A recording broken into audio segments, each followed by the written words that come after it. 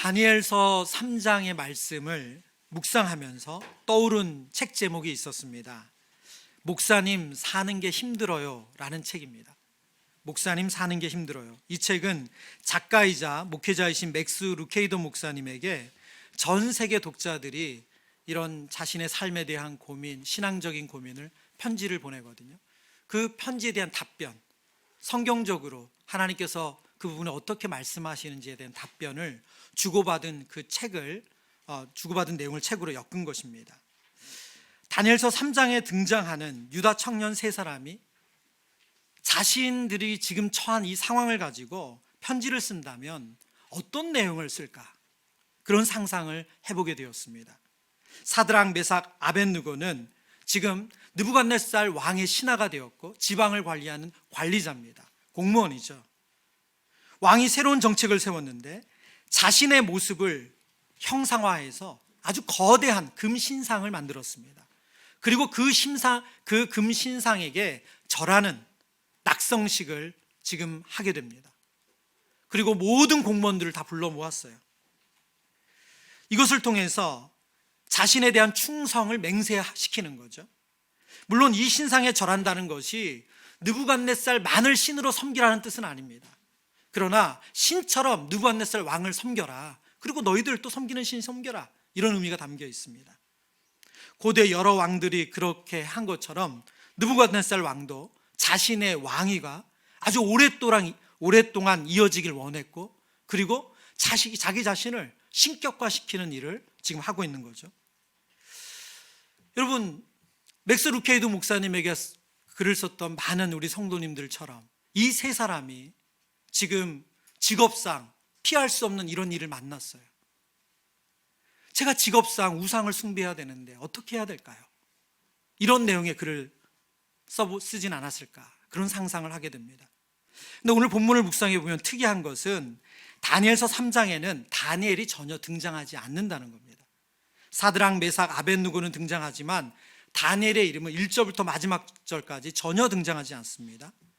성경이 다니엘이 왜 등장하지 않는지 자세히 그 이유를 설명하진 않아요. 그러나 2장의 마지막 절에서 우리가 성경이 보여주는 힌트를 발견합니다. 다니엘서 2장 49절, 왕이 또 다니엘의 요구대로 사드락과 메삭과 아벳느고를 세워 바벨론 지방의 일을 다스리게 하였고 다니엘은 왕궁에 있었더라. 다니엘은 수도 왕궁에 있습니다. 그리고 다니엘이 추천한 사드락, 메삭, 아벳느고는 지방을 관리하는 관리 공무원이 되었어요. 지금 두라 평지라는 평지, 다른 지방에서 모두가 볼 수 있는 거대한 신상을 세워서 거기서 낙성식을 합니다. 다니엘은 왕궁에서 그 일을 맡아서 하기 때문에 이 낙성식에 참석하지 않았다고 보는 것이 가장 일반적인 해석입니다. 다시 본문으로 돌아와서 하나님의 거룩한 자녀로 이 세 사람은 어린 시절부터 뜻을 정해서 느부갓네살 왕이 주는 음식까지 거절하면서 그들의 믿음을 지켜온 사람들이에요. 그런데 이제 그들이 하나님께서 하지 말라는 거대한 우상 앞에 절을 해야만 하는 그런 위기 가운데 놓여 있게 됩니다. 우리는 사실은 이 다니엘서 3장의 내용을 너무 잘 알고 있습니다. 그래서 사실 읽으면서 긴장감이 별로 없어요. 아유, 그래도 뭐 이들 살아나잖아, 이런 마음이 있습니다. 여러분, 사드락, 메삭, 아벳느고 세 사람이 한 선택, 그리고 그 이후에 벌어진 일을 우리가 이미 알고 있습니다. 그들은 끝까지 절을 하지 않았고, 그리고 왕이 말한 대로 그들은 풀무불에 던져지게 됩니다. 그것도 왕이 너무 화가 나가지고 흥분해서 7배나 더 뜨겁게 달군, 그래서 그들을 넣으려던 사람이 결국은 불에 타고 마는 그런 뜨거운 불에 이 세 사람이 던져집니다. 그러나 놀랍게 이 세 사람은 정말 머리카락 하나 상하지 않고 그을리지 않고 건강한 모습으로 풀무에서 다시 걸어 나오죠. 여러분, 동화 같은 이야기 아닙니까? 만화보다도 더 만화 같은 이야기 아니에요? 그러나 역사적 사실이에요. 이 내용은 역사적 사실입니다. 우리는 이 본문을 보면서 다른 부분의 상상력이 필요합니다. 어떤 부분이냐면 이 두라 평지에서 이런 나라와 사회의 위협과 공격을 받고 있는 이 세 사람이 받았을 압력, 그 압력이 얼마나 컸을까? 이 사회적인 압력, 사드락, 메삭, 아벳느고는 국가와 사회로부터 공포와 위협을 받고 있습니다. 그들이 얼마나 큰 압력을 받았을까? 많은 직장인들이 업무와 실적에 대해서 압력을 받습니다. 그 실적에 대한 압력을 못 이겨서 육체적인 질병에 걸리기도 하고요, 정신적인 질병에 걸리는 것, 우리가 그렇게 어렵지 않게 찾아볼 수 있습니다. 지난달 국제학술지에 발표된 내용을 한 일간지에서 기사화했더라고요. 내용은 이렇습니다. 정신건강을 위한 여러 대책에도 불구하고 한국인의 극단적 선택 비율은 경제협력개발기구 회원국 평균보다 2.2배 정도로 가장 높다. 특히 직장인 정신질환의 주된 원인으로 만성적인 장기간의 근무 시간이 급성 스트레스 사건에 이어서 2위로 꼽힐 정도로 중요한 부분을 차지한다. 직장인들이 업무 스트레스를 정말 많이 받는다는 거예요. 그리고 이것이 극단적인 선택으로 이어진다고 말합니다. OECD 국가 평균보다 2배나 높은 그런 너무나도 안타까운 일이 우리나라에서 일어나고 있다고 지금 기사는 말하고 있습니다. 학생들은 성적에 대한 압력을 받습니다. 2021년 청소년 통계에 따르면 중고등학생의 스트레스 인지율 평균이 34.2%입니다. 스트레스 인지율이란 평상시 스트레스를 대단히 많이 또는 많이 느끼는 사람의 비율입니다. 중고등학생의 10명 중 3명에서 4명은 평상시에 스트레스를 많이 느끼고 있다는 것을 이 통계가 보여주는 거죠. 자세히 보면 고등학생은 37.9%, 중학생은 30.4%가 스트레스 인지율을 지금 경험하고 있고요. 그리고 여학생은 40.75%로 남학생 28.1%보다 스트레스 인지율이 높다고 합니다. 중학생보다는 고등학생이, 그리고 남학생보다는 여학생이 스트레스를 훨씬 많이 받으면서 학교 생활을 한다는 거예요. 근데 여러분, 이 비율을 보면 고등학생은 37.9%예요. 10명 중 거의 4명에 가까운 아이들이 그냥 눈 떠서 학교 가는 게 공포고 너무너무 싫은 거예요. 그런데도 학교를 다닌다는 거예요. 중학생은 10명 중 3명이 정말 안 가고 싶은데 안간힘을 써서 학교를 다니고 있다는 거예요.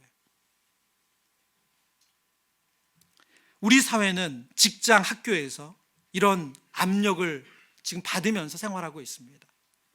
오늘 본문의 사드락, 메삭, 아벳느고가 받았을 압력, 우리 사회에서 받는 직무 스트레스나 학업 스트레스 혹은 경제적 스트레스에 비해 우리가 낮다고 할 수 없을 것입니다.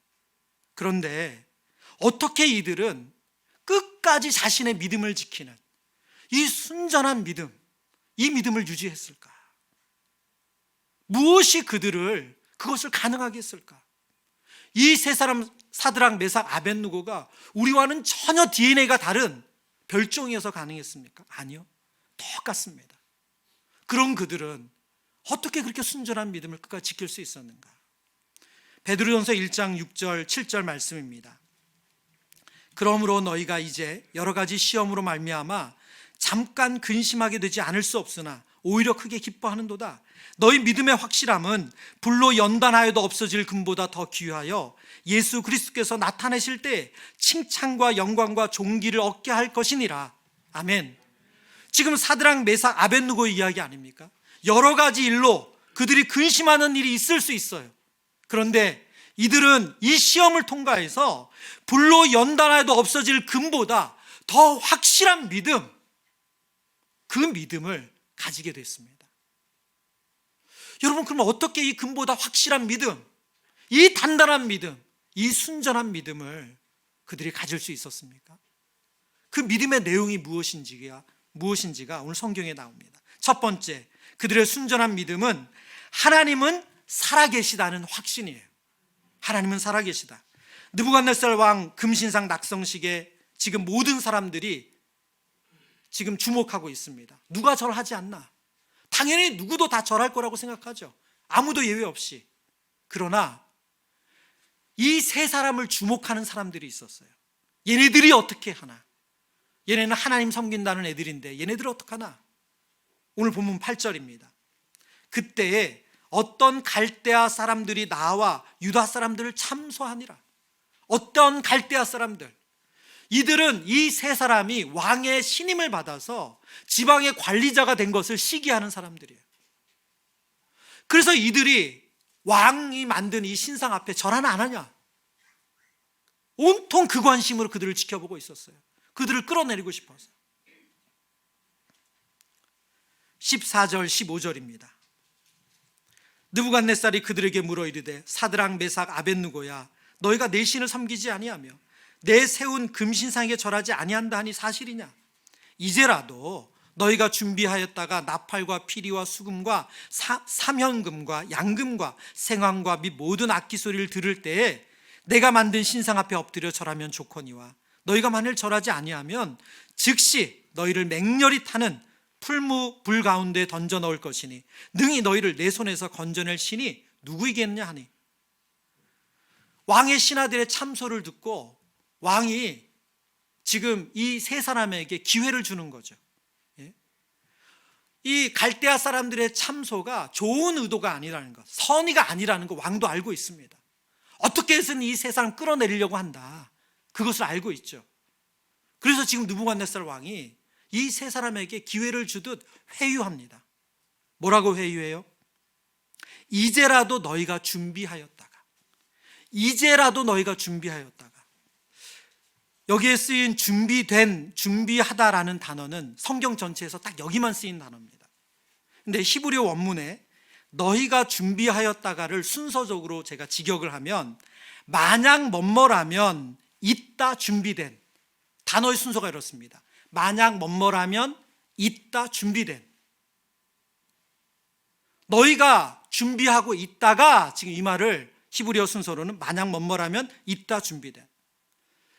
지금 이런 느부갓네살 왕의 회유를 들은 세 사람의 반응이 17절에 나오죠. 왕이여, 우리가 섬기는 하나님이 계시다면 우리를 맹렬히 타는 풀무불 가운데 능히 건져내시겠고 왕의 손에서도 건져내시리라. 지금 이 세 사람이 뭐라고 말합니까? 왕이여, 우리가 섬기는 하나님이 계시다면. 근데 여기에 보면 이들이 쓴 단어가 제가 앞서 설명한 느부갓네살 왕이 그들을 회유하게 쓰인 단어와 똑같습니다. 어떻게 똑같냐면 하나님이 계시다면에서 계시다면이 직역하면 두 단어예요. 만약 뭐뭐라면 있다, 만약 뭐뭐라면 있다, 이 두 단어예요. 준비된 이 단어만 빠진 겁니다. 지금 이 세 사람은 너무나도 확고부동하게 뭐라고 말하는 거예요? 하나님이 있습니다. 하나님이 계세요. 그래서 저희는 왕의 신상에 절하지 않습니다. 지금 왕이 그들을 회유한 표현 그대로를 이 세 사람은 그들의 신앙 고백으로 사용하고 있어요. 하나님은 계십니다. 하나님은 존재하십니다. 하나님은 확실히 있습니다. 그들의 대답은 하나입니다. 그리고 하나님은 우리를 풀무불 가운데서도 건져내실 수 있는 능력의 하나님이십니다. 여러분, 지금 이 세 사람이 어떻게 이렇게 말하고 있다고 생각하세요? 그들은 눈앞에 보이는 느부갓네살 왕이 실제인 것처럼, 그리고 그들을 참소하는 갈대아인이 실제인 것처럼, 그들의 눈앞에 거대한 신상이 실제인 것처럼, 누가 실제이세요? 하나님이 실제이세요. 하나님이 있습니다. 하나님이 계세요. 지금 여러분이 보는 그 신상보다 더 크신 하나님이 있으세요. 그런데 우리가 어떻게 이 신상에 절을 합니까? 지금 그 얘기를 하고 있어요. 출애굽기 20장 4절에서 6절. 너를 위하여 새긴 우상을 만들지 말고 또 위로 하늘에 있는 것이나 아래로 땅에 있는 것이나 땅 아래 물속에 있는 것에 어떤 형상도 만들지 말며 그것들에게 절하지 말며 그것들을 섬기지 말라. 나 내 하나님 여호와는 질투하는 하나님인즉 나를 미워하는 자의 죄를 갚되 아버지로부터 아들에게로 3, 4대까지 이르게 하거니와 나를 사랑하고 내 계명을 지키는 자에게는 1000대까지 은혜를 베푸느니라. 10계명 중에 두 번째 계명이죠. 어떤 형상도 만들지 말고 그것들에게 절하지 말라. 지금 이 명령을 하시는 하나님이 사드락, 메삭, 아벳느고 앞에는 살아계세요. 살아계시다는 건 뭐예요? 그분의 말씀대로 된다는 거예요. 느부갓네살 왕은 시간의 한계, 장소의 한계를 받는 유한한 인간이에요. 그러나 살아계신 하나님은 어떤 분이세요? 영원한 분이세요. 사드락, 메삭, 아벳느고가 미련하고 지금 바보스러운 행동을 하는 게 아니라는 거예요. 왜요? 눈앞에 있는 느부갓네살 왕은 5년 왕위를 유지할지 10년 왕위를 유지할지 30년 왕위를 유지할지 몰라요. 유한해요. 그러나 실제 하시는 하나님은, 살아계신 하나님은 영원한 왕이시기 때문에 누구에게 충성을 맹세해야 돼요? 살아계신 하나님께 충성을 맹세해야죠. 그래서 지금 사드락, 메삭, 아벳느고가 하나님은 있습니다. 하나님이 있습니다. 그래서 저는 왕이 만든 금신상에 절하지 않습니다. 오늘 우리가 세상적인 위협이나 회유에 넘어지는 이유가 무엇인지 이 말씀을 통해서 우리가 진지하게 우리 자신에게 물어야 됩니다. 우리를 위협하고 우리를 두렵게 하고 또 우리를 회유하는 이 세상 속 그 환경과 그 사건 속에서 정말 하나님이 우리가 있다고 확신하며 살았는지, 아니면 그 위협은 너무 실제적인데 하나님은 계시다는 것에 대해서 우리가 의심하고 혹은 너무 흐릿하게 생각한 것은 아닌지. 여러분, 이 세 사람이 특별한 사람이 아니라고 말씀드렸어요. 이 세 사람은 지금 그 금신상 앞에 실제 하시는 하나님이 살아계심을 확신했기 때문에 이 믿음의 선택을 했습니다. 순전한 믿음 두 번째는 하나님은 주인이시다라는 확고한 믿음입니다. 오늘 18절 말씀 같이 읽습니다. 그렇게 하지 아니하실지라도 왕이여 우리가 왕의 신들을 섬기지도 아니하고 왕이 세우신 금신상에게 절하지도 아니할 줄을 아옵소서. 아멘. 제가 한 번 더 읽겠습니다. 그렇게 하지 아니하실지라도 왕이여 우리가 왕의 신들을 섬기지도 아니하고 왕이 세우신 금신상에게 절하지도 아니할 줄을 아옵소서. 이 본문은 다니엘서 본문 중에 우리에게 너무 익숙하게 잘 알려진 본문이죠. 우리 복음성가 가사 중에도 있잖아요. 그리 아니하실지라도, 그렇게 하지 아니하실지라도. 그럼 오늘 그렇게 하지 아니하신다는 건 무슨 말입니까? 앞에 나오는 17절과 연결된 말씀이죠. 하나님은 살아계시고 그 살아계신 하나님이 능히 우리를 폭로부 가운데 건져내실 수 있는 하나님이십니다. 그런 능력이 하나님이세요. 그리고 바로 이어서 그렇게 하지 아니하실지라도 라고 이야기하는 것입니다. 지금 사드락, 메삭, 아벳느고가 무슨 뜻으로 이 얘기를 하는 거예요? 우리를 건져내고 안 건져내는 것은 우리의 의지나 우리의 뜻이 중요한 게 아니라 누구의 권한이라는 거예요? 하나님의 권한이에요. 이건 하나님의 주권이라는 거예요. 하나님은 그럴 만한 능력이 분명히 있는 분이시지만 우리를 폭로불에서 건져내시고 건져내지 않는 그 선택은 우리가 할 일이 아니라 하나님이 하시는 일입니다. 이게 무슨 고백이에요? 우리가 주인이 아니고 하나님이 주인이세요. 하나님은 우리의 인생의 주인이십니다. 하나님은 우리 생명의 주인이십니다. 지금 이 고백을 하는 거죠. 현대 그리스도인들의 신앙과 기도의 모습을 우리가 반성하게 하는 내용 아닙니까? 우리가 기도할 때 이런 기도 드리지 않아요? 하나님 그렇게 해주셔야 됩니다. 그래야 하나님 살아계신 겁니다. 하나님 반드시 이렇게 이루어 주셔야 합니다. 그래야 하나님 선한 분이십니다. 주인이 누가 되는 거예요? 하나님이 아니시고 우리가 되는 거죠. 우리 뜻대로 하나님이 이루어져야지 하나님이 계신 거고, 우리의 방법대로 하나님이 해주셔야지만 하나님 선한 분이 되는 거예요. 하나님은 우리의 뜻을 이루는 도구로 전락하신 거죠. 그러나 오늘 사드락, 메삭, 아벳느고는 자신들의 생명을 놓고 너무나도 당연하다는 듯이 얘기하고 있어요. 그렇게 하지 아니하실지라도. 하나님이 주인이시라는 거예요. 사도행전 2장 36절. 그런즉 이스라엘의 온 집은 확실히 알지니 너희가 십자가에 못 박은 이 예수를 하나님이 주와 그리스도가 되게 하셨느니라 하니라. 오순절 성령 강림 후에 베드로가 성령 충만하여 복음을 전합니다. 이 복음 설교의 맨 마지막 결론이에요. 결론이 뭡니까? 이스라엘의 온 집은 확실하게 알아라. 이게 핵심이라는 거예요. 그 핵심이 뭐예요? 너희가 십자가에 못 박은 이 예수를 하나님이 무엇이 되게 하셨어요? 주와 그리스도가 되게 하셨대요. 여기서 주라는 단어가 퀴리오스, 주인, 소유자 그 뜻이에요. 예수 그리스도가 너희의 주인이시다. 이게 복음의 핵심이라는 거예요. 여러분, 사드락, 메삭, 아벳느고는 주인이 바뀐 사람들이에요. 나의 생각, 나의 몸, 나의 시간, 나의 인생 계획, 나의 목적을 결정하는 분은 내가 아니라 누구라고요? 하나님이세요. 그리스도세요. 그래서 그렇게 하지 아니하실지라도, 하나님 그런 능력이 있는 분 맞으시지만 하나님은 그렇게 하지 않으실지라도 괜찮습니다. 왜요? 하나님이 내 인생의, 내 생명의 주인이시기 때문에.